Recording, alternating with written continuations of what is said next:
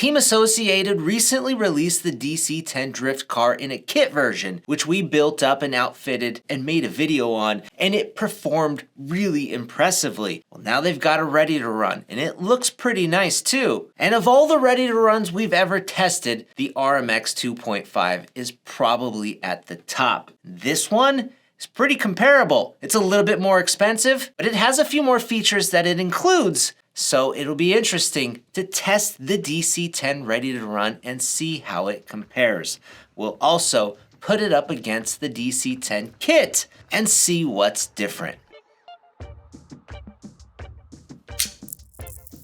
So we've got our transmitter and transmitter manual, and there's a note on the transmitter saying turn the transmitter on first, then the car, and then wait 3 seconds for the gyro to calibrate. 4 AA's are required for this transmitter, and none are included.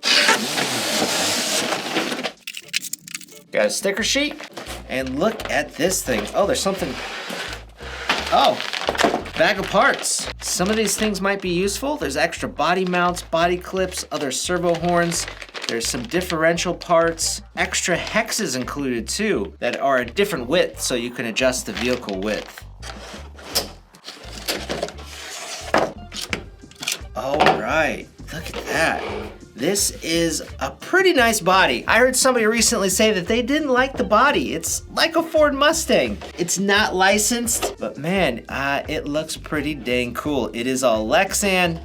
This front bumper area is all one piece. Decals over the windows, carbon fiber decal going over the hood. There is a rear spoiler that is bolted on from the inside with a carbon fiber decal on it. And this plastic splitter that's attached to the chassis. And look at our wheel wells. They're really big and wide, and they're cut out in the back. And it reminds me of the Hoonigan body that Team Associated makes. Now, popping off the body, there is a double deck design with a lower chassis plate and an upper plate. And then Team Associated has what they're calling the new exclusive gray parts outfitted on the ready to run. What exactly does that mean?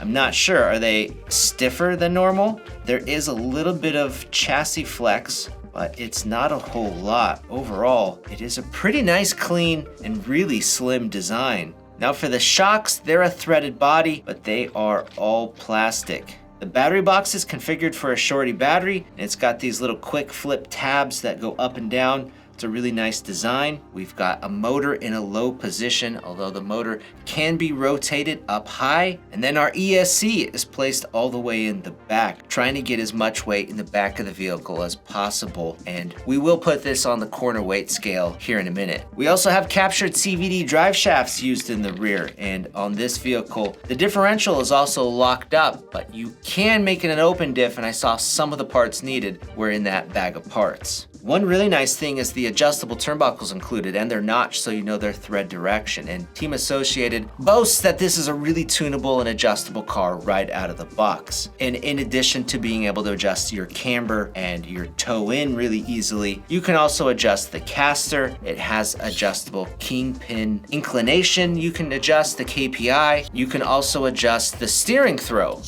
Although that is pretty extreme. You can adjust the servo position, battery position, the motor position, the wheel hexes with the optional hexes included in the bag. And then you can also adjust the transmission height, and that'll affect how the car operates on different traction levels of surfaces.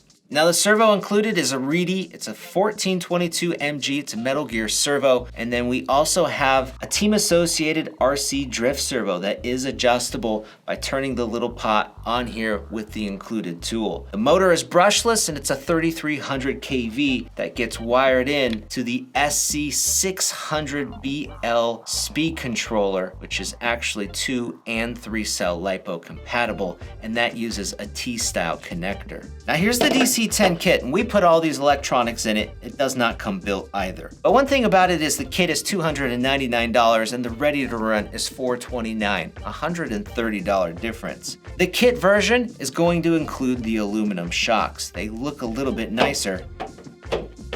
but the ready-to-run shocks are still threaded. The kit is also going to include the carbon fiber upper deck and a carbon fiber lower deck, where on the ready-to-run, they're made out of G10 fiberglass, although the thickness is going to be the same. And then on the kit, it also has carbon fiber shock towers, where the ready-to-run has G10. The kit also has an open diff where the ready-to-run is closed, and then the ready-to-run is going to come with the exclusive gray plastics, where they're the black ones on the kit. So for $130, the ready-to-run includes fiberglass plates, but all of the electronics, and then you still get the body, tires, and wheels. Pretty good way to go if you're just starting out. The kit will set you back a lot more money buying all the electronics separately. How will they compare on the track? We'll find out.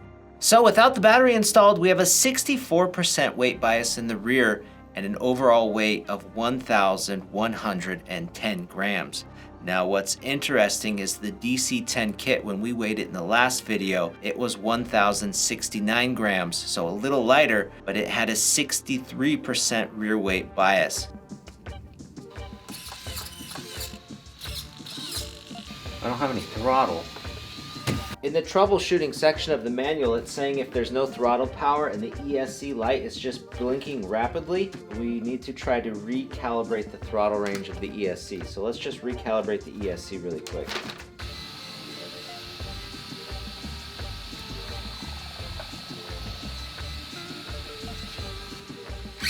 All right.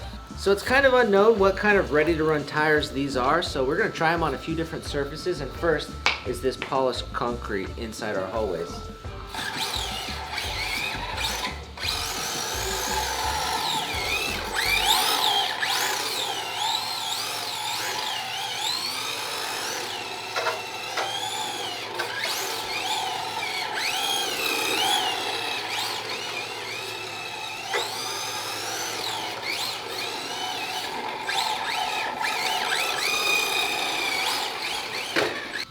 So they work pretty well in here. It's a little slick and the tires are brand new.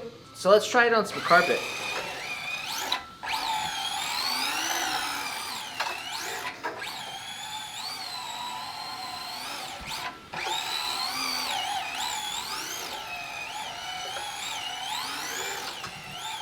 So on this carpet, the tires hook up a little bit better than they did out on the concrete, where it would loop out a little bit. But in here, there seems to be a bit more traction, and that's harder to do.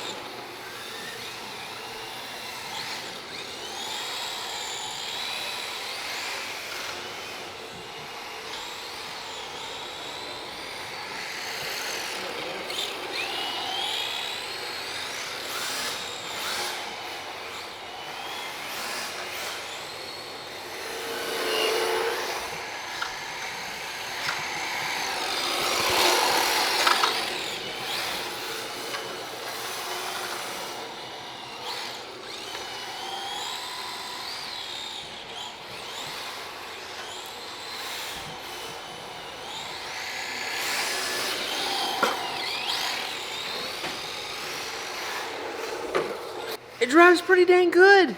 It still has the stock tires on it, and it will loop out on you, but it's a lot more manageable than I thought it was going to be. You can see the gyro hunting around just a little bit, but it performs really dang good. So let's swap the tires and put some Yokomo P-tile tires on to match this surface. See right here? Let's do a little trim. So after spending some time on the DC10, it is a really impressive, ready-to-run drift car in its out-of-the-box state, even with its ready-to-run tires. It performed really well in a variety of different surfaces, and especially did great on the carpet. Now, we did have to trim the body a little bit and calibrate the ESC, but both of these things are pretty simple to do.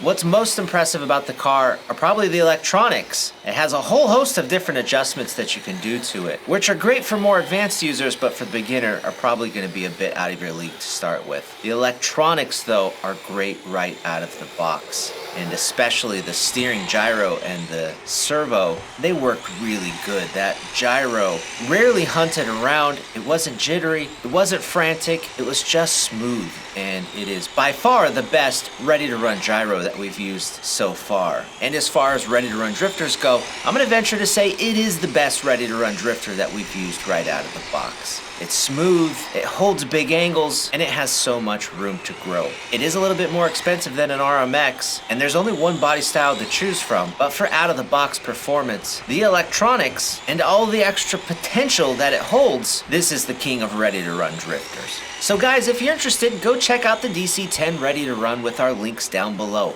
Or if you want more RC videos, check these out.